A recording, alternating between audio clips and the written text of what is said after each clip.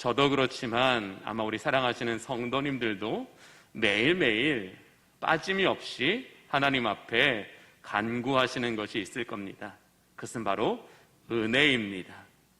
예수 그리스도의 그 십자가의 구속을 받아 하나님의 자녀된 성도들은 이 세상에서 살아갈 힘이 나에게 있지 않고 하나님께 있음을 잘 알기 때문에 단 하루도 은혜 없이는 살 수 없다라는 것을 이미 깨달아 버렸기에 날마다 은혜를 구하며 살아가실 것입니다.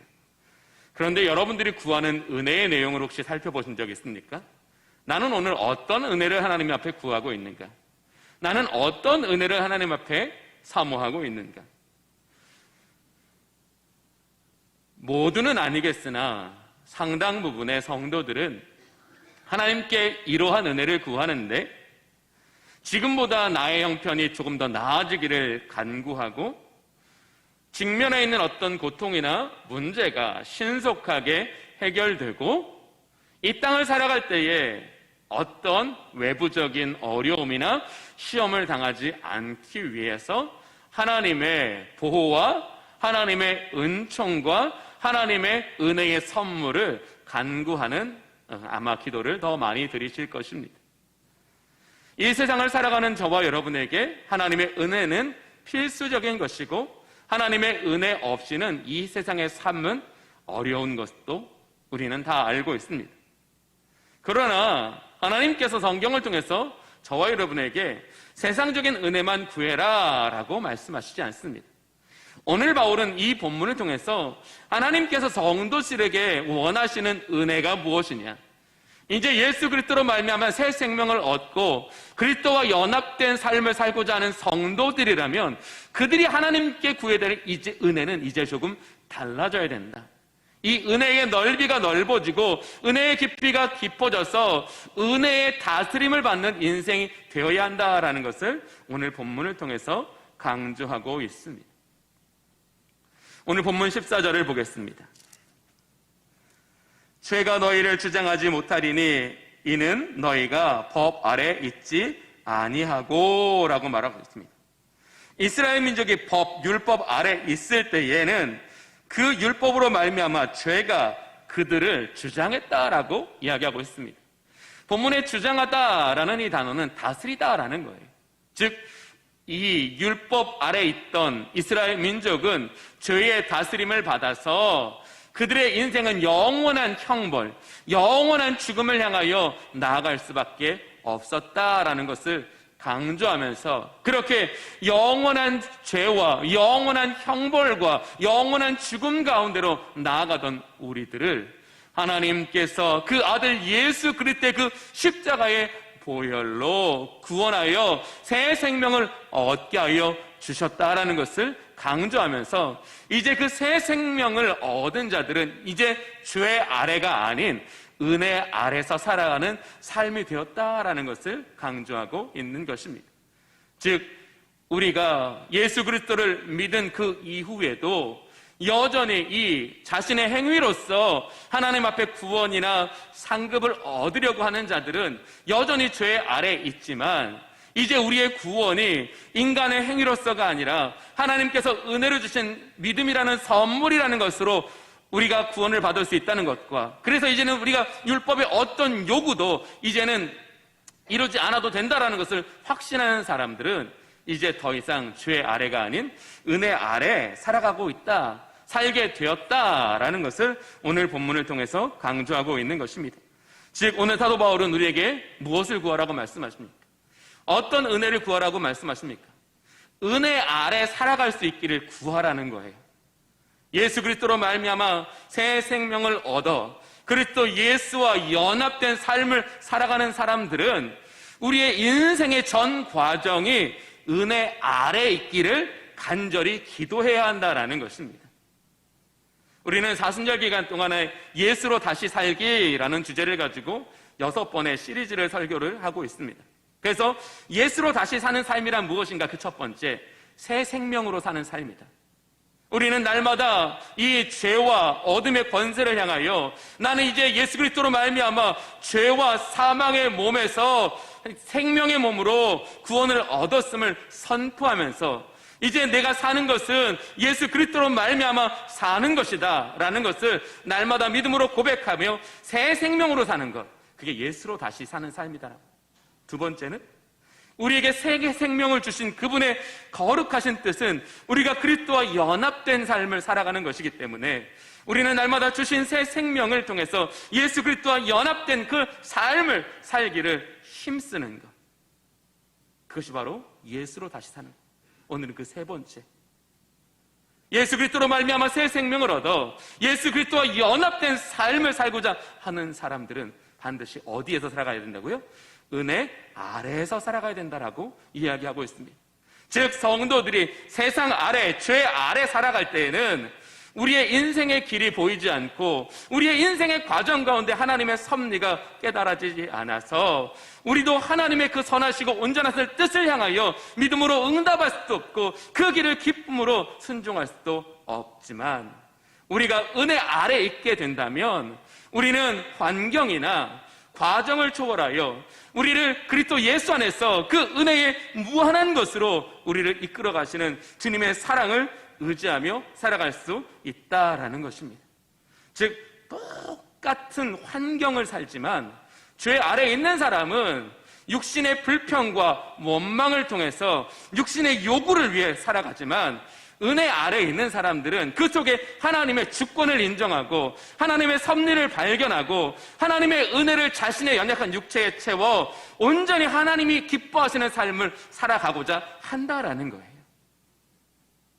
즉 은혜를 떠나 있는 사람은 누가 자신을 비방하고 원망하면 마음에 그것을 되갚아주지 않고는 견딜 수 없는 마음의 부담감이 있어요. 그러나 은혜 아래에 있는 사람은 어떻습니까? 저 사람이 나한테 이렇게 말했을 때 저 사람의 마음이 얼마나 힘들고 어려울까, 저 사람은 얼마나 힘들고 괴로운 시절을 지나가고 있을까. 오히려 그를 위로하게 되고 그를 위해 기도하게 된다는 거죠.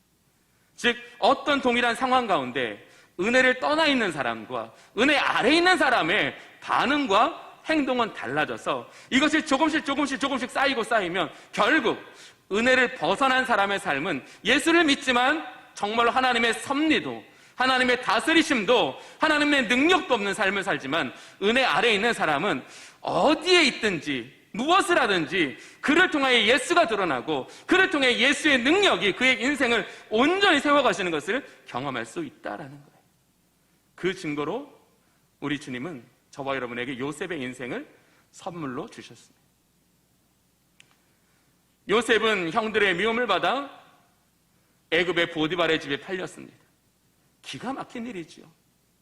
이전에는 전혀 생각지도 못했던, 상상할 수도 없는 정말 인생의 절망에 놓이게 되었습니다. 보통의 사람들이라면 어떻게 할까요? 이런 기가 막힌 인생의 절망에 빠지면 어떻게 할까요? 제일 먼저 뭐 합니까? 탓하죠, 탓. 누구 탓? 무엇 탓? 두 번째는 뭐 합니까? 그냥 주어진 상황에 승우해서 어쩌든지 자기의 형편을 조금 더 나아지기 위해서 노력하게 되지. 그것이 육신으로 사는 사람의 삶의 어떤 그런 보편적인 현상일 겁니다. 그러나 성경에 나온 요셉은 어떤 자신을 그렇게 만든 형제들을 향한 원망도 없습니다. 그 형제들의 불의를 지켜만 보신 하나님의 그 무관심에 대해서 원망하지도 않습니다. 그리고 이 보디발의 집을 그래도 참 다행스럽게 정말로 다른 곳이 아니라 이 보디발의 집, 내 신분을 상승할 수 있고 내 삶의 질을 높일 수 있는 이곳에 나가 있으니 이것도 내게는 기회다. 실패해서 자기의 어떤 그런 육신을 위한 세상적인 기회로 삼지 않았다라는 거죠. 그러면 어떻게 이 요셉이라는 사람이 절망적인 상황 가운데서 낙심하지도 부정적이도 되지 않았을까요? 하나님이 그 마음을 붙들어 주십니다. 하나님이 그 마음을 붙드셔서 그 마음이 세상을 향하여 나아가지 않도록 그의 생각을 막으시고 그의 감정을 막으시고 그의 믿음을 도와주셨기 때문이라는 거예요. 우리도 마찬가지입니다. 우리가 은혜 아래에 살아갈 때에 성령은 우리가 어떤 일을 행하신다고요? 불평할 수 있는 상황, 원망할 수 있는 상황, 거절할 수 있는 상황 속에서 우리의 마음과 생각이 그렇게 나아가지 않고 이것에서도 하나님을 발견하고 이것에서도 하나님의 은혜로 채워지고 이것에서도 하나님의 능력으로 살아갈 수 있는 마음과 믿음을 주신다라는 거예요. 이게 은혜라는 거예요. 세상적인 형통함보다 하나님이 우리에게 예수를 붙잡는 마음을 주시고 예수를 믿는 믿음을 주실 때에 그것보다 더 우리에게 더 놀라운 능력이 어디에 있겠냐는 거예요. 우리의 마음이 예수를 향하고 우리의 믿음이 예수를 신뢰할 때에 우리는 광야와 같은 세상 속에서도 우리의 인생의 길을 푸른 초장으로 만드시는 하나님의 그 구원의 역사를 경험하며 살아간다는 거예요. 그게 은혜 아래 거하는 자들에게 주시는 축복인데, 그래서 날마다 성도들은 뭘 구해야 된다고요? 하나님 우리의 마음을 붙들어 주시기를, 우리의 믿음을 도와주시기를, 우리의 인생의 길을 내 뜻대로 마시고 아버지의 뜻대로 이끌어 가시기를 간절히 간구해야 된다. 이게 진짜 성도들이 구해야 되는 은혜라는 거예요. 세상의 축복도 세상의 형통도 구해야 되지만 그것보다 더 우리가 간절하게 사모하고 간절하게 구해야 될 것은 예수님 내 안에 충만하게 임재하여 주시옵소서. 내 육신이 연약하여 흔들리고 깨어질 때에 하나님 나의 마음과 나의 믿음을 도와주시옵소서.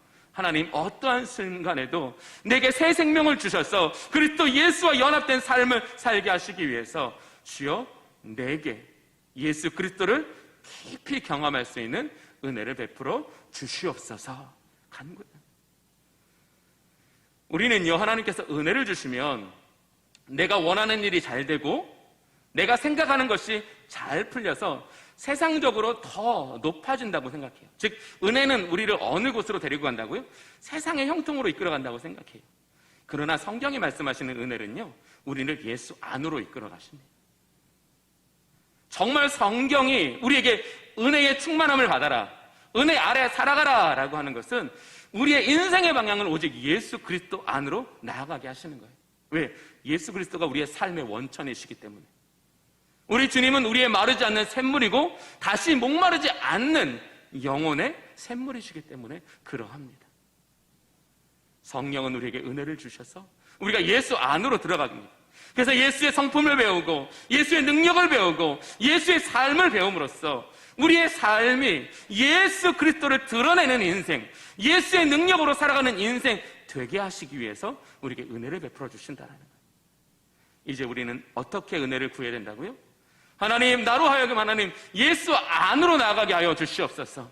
예수 안에서 그분을 닮아가게 하시옵소서. 그분을 배우게 하여 주시옵소서. 예수로 충만한 인생이 되게 하여 주시옵소서.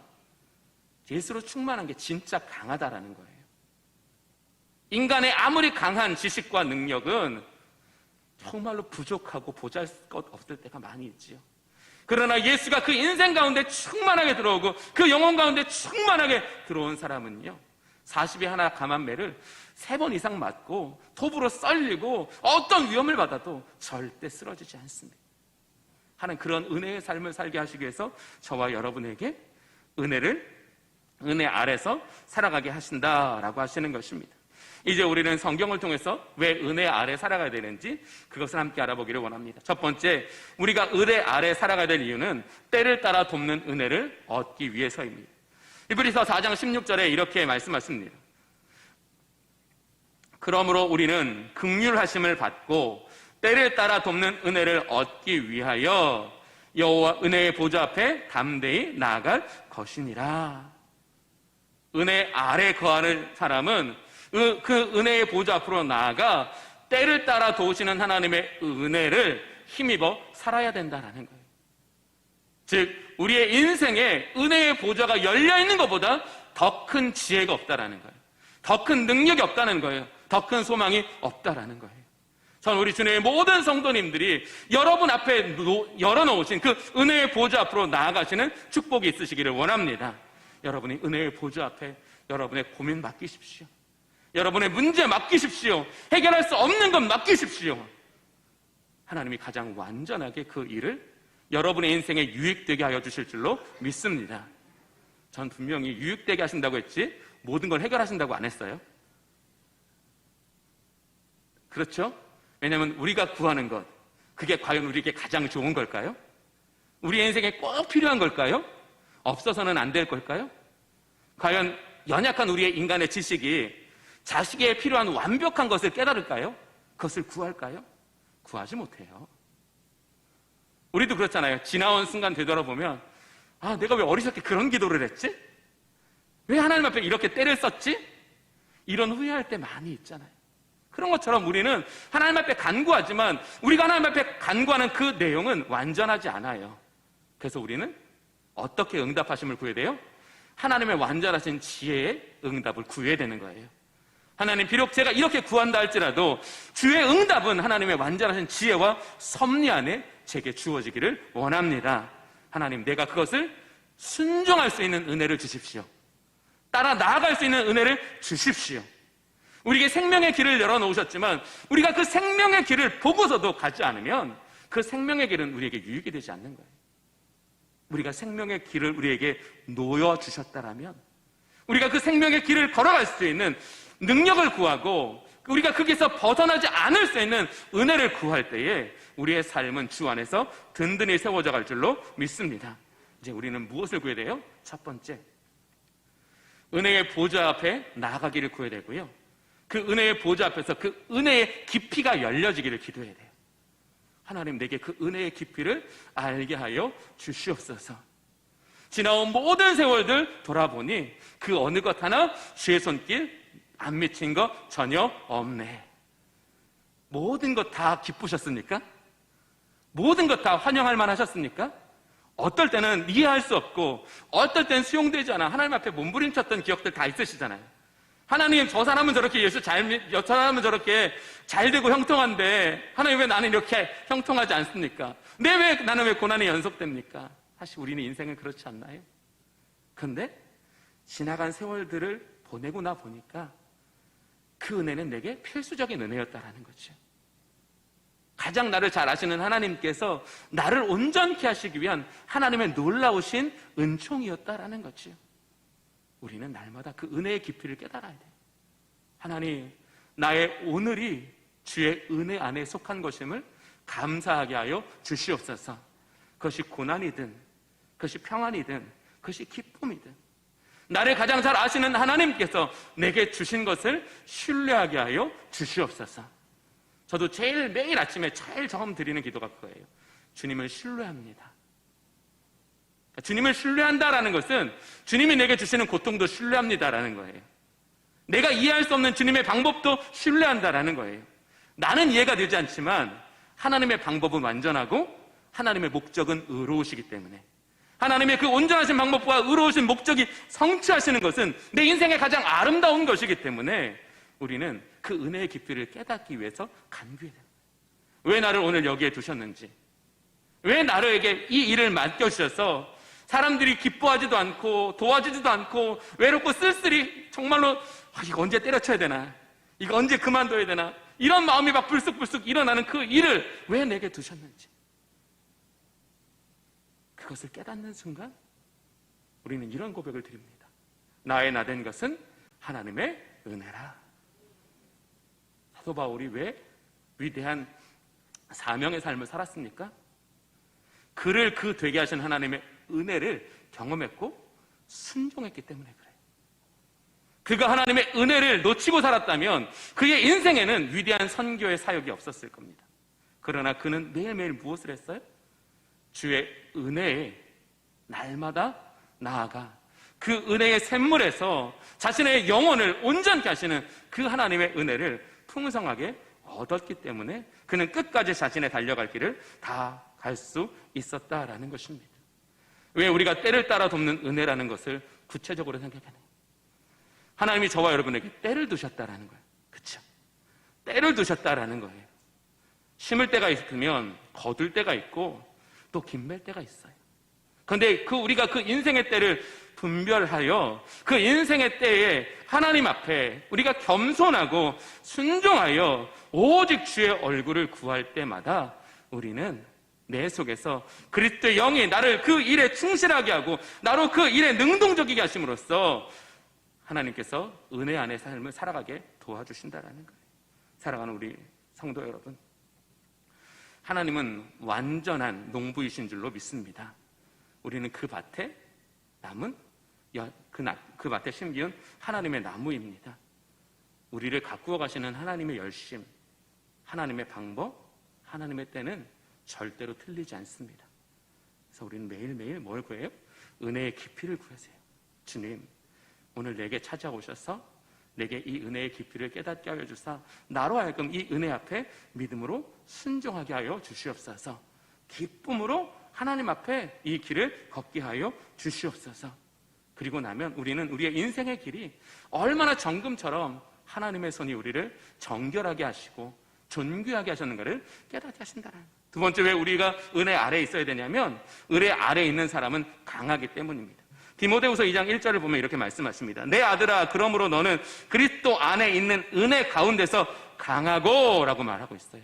이것은 바울이 에베소 교회를 목회해야 될 디모데에게 권면하는 권면이었어요. 당시 에베소 교회에는 이단들이 많이 들어와 있었고요. 성도들이 그 이단으로 인해서 막 믿음이 분열되고 공동체가 분열되어 너무나 힘든 처지에 있었다라는 거예요. 그 모든 아픔과 그 모든 어려움을 이 디모데가 감당하기가 너무 힘든 거예요. 그때 바울은 말하는 거예요. 네 안에 있는 인간적인 재능이나 그 무엇으로 하나님의 일을 하려고 하지 말고 은혜 안에 강하게 되어라 라는 거예요. 은혜가 너를 강하게 하시면, 은혜가 너를 세워주시면 그 은혜는 내 입술에 말을 주실 것이고 내 마음에 능력을 주실 것이고 내 믿음을 하나님께서 풍성하게 도와주실 것이다. 사랑하는 교우 여러분, 우리는 어느 때에 강해질 수 있다고요? 은혜 안에 있을 때 강해질 수 있다는 거예요. 은혜 안에서 그리스도가 내 안에 거하시는 그 삶으로 말미암아 우리는 강한 존재, 어떤 비바람과 시련에도 끝까지 주의 일을 기쁨으로 행할 수 있는 그런 넘어지지 않는 존재, 앞으로 나아가는 존재, 반드시 열매 맺는 존재가 될 수 있다라는 것을 오늘 디모데에게 권면하고 있는 거예요. 우리를 보십시오. 우리는 세상의 일들로 강해지려고 합니다. 물질로 강해지려고 하고 지위로 강해지려고 하고 어떤 다른 세상의 권력으로 강해지려고 합니다. 왜? 그렇게 강해지면 모든 것이 내 발 아래 있는 것 같고 나의 지시를 따르는 것 같으니까. 그러나 성경은 분명히 말씀하십니다. 우리가 어디에서 강해야 된다고요? 예수 그리스도 그 은혜 안에서 강해져야 된다고 말씀하세요. 그 은혜 안이라는 것은 바로 예수 안이라는 것을 우리에게 이야기하고 계시면서 우리가 은혜 안에 거하기 위해서 사도 바울은 우리에게 뭐라고 말해요? 죄 짓지 마시라고. 이제 예수 그리스도로 말미암아 죄 사함을 받는 길이 영원히 열려졌다고 해서 그것 때문에 여러분 죄를 짓지 마십시오라는 거예요. 오히려 은혜 아래에 있는 사람은 그 죄를 멀리함으로써 은혜가 우리의 삶을 이끌어가는 인생 되어야 된다는 것을 오늘 본문에서 강조하고 있는 것입니다. 사랑하는 교우 여러분, 저는 저와 여러분이 우리 인생을 마치는 날 이런 고백을 드릴 수 있기를 원합니다. 나의 나 된 것은 하나님의 은혜로다라고요. 하나님의 은혜가 여기까지 나를 인도해 주셨습니다. 하나님의 은혜가 내 삶의 깊은 골짜기와 수렁을 지나가게 하여 주셨습니다. 은혜를 통과한 나는 너무나 기쁘고 평안합니다. 은혜로 인생의 어려운 길을 통과할 때 그 길은 우리에게 유익이 됩니다. 우리를 온전하게 세워줍니다. 그래서 오늘 바울은 우리에게 은혜 아래 거하라라고 말씀하십니다. 우리가 살면서 평생 예수 그리스도를 향하여 위대한 업적을 남기지 못해도, 우리가 평생 죄와 실수를 반복해도 하나님의 은혜는 결코 중단되지 않습니다. 이게 가장 위대한 은혜입니다. 하나님의 은혜는 절대 우리에게 중단되지 않습니다. 그래서 여러분들은 안전합니다. 중단되지 않는 하나님의 그 은혜를 향하여 하나님, 이제 나 은혜 아래 있겠습니다. 믿음으로 고백하며 그 은혜의 자리로 나아가는 자들에게 성령은 은혜의 진가를 깨닫게 해주시는 거예요. 은혜의 진가. 은혜 안에 있는 삶의 그 놀라우신 신비와 섭리를 깨닫게 하여 주셔서 우리가 날마다 하나님 앞에 은혜 아니면 살 수 없습니다. 하나님 오직 은혜로 삽니다. 하나님 오직 은혜는 예수 그리스도 한 분이십니다. 이렇게 믿음의 고백을 향하여 우리의 인생의 주인 되신 하나님을 인정하고 그분이 우리를 이끌어 가시는 그 삶의 길을 순종하여 우리가 가장 아름다운 모습으로 우리를 세워가시는 하나님의 도우심을 잊고 사는 것, 이게 은혜 아래에 있는 삶이라는 거예요. 은혜 아래에 있는 삶이라는 것은 내가 원하는 것이 잘 되고 형통케 되는 게 은혜 아래에 있는 게 아니라는 거예요. 은혜 아래는 내가 세상의 어떤 유혹과 시험에도 넘어지지 않도록 나를 강하게 붙들어 주시는 하나님의 주권과 하나님의 사랑과 하나님의 능력 안에 있는 거예요. 그게 은혜 아래 살아가는 거예요. 또 은혜 아래 있는 사람은 나의 지와 나의 정과 나의 의가, 나의 지식이, 나의 감정이, 나의 생각이 여호와의 기쁨을 향하여 사용되도록 하는 삶이라는 거지. 그게 정말 은혜라는 거예요.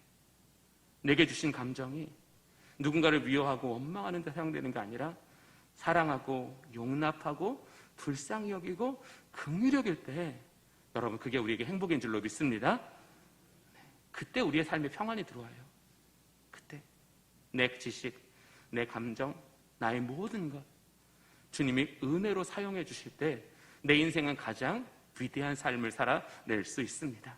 저는 우리 모든 주님의 성도님들이 이렇게 때를 따라 돕는 은혜를 얻기 위하여 우리 영혼을 강하게 하사 예수 그리스도의 그 은혜의 날까지 우리를 이끌어 가실 그 하나님의 은혜 아래 살아가기를 결단하며 이번 한 주간 은혜 안에서 살아가는 우리 주님의 모든 성도님들 되시기를 바랍니다. 기도하겠습니다.